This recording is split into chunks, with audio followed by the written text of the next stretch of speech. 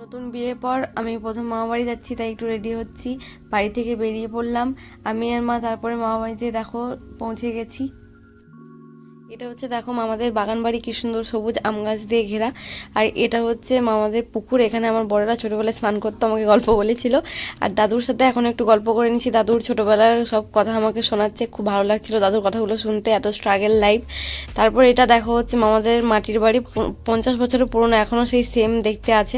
সকালে একটু রোদ পোহে নিলাম, এইদিকে তো প্রচণ্ড ঠান্ডা চারিদিকে, কেমন সবুজ সবুজ, এটাও ভালো লাগছিল। তারপরে দেখো মা ব্রেকফাস্ট রেডি করছিল, আমরা খাওয়া দাওয়া করলাম। এদিকে দেখো এখনো পুরোনো কাঠের সিঁড়ি আছে। তারপরে আজকে রান্নাবান্নার দায়িত্ব আমার, তাই রান্না করছি, অনেক কষ্ট করে রান্নাবান্না কমপ্লিট করলাম। এখন শ্বশুর মশাইকে খেতে দিচ্ছি, এরপরে আমরা সবাই খেতে বসবো। আজকের মতো এই পর্যন্ত ব্লগটা, টাটা, দেখা হচ্ছে নেক্সট কোনো ভিডিওতে।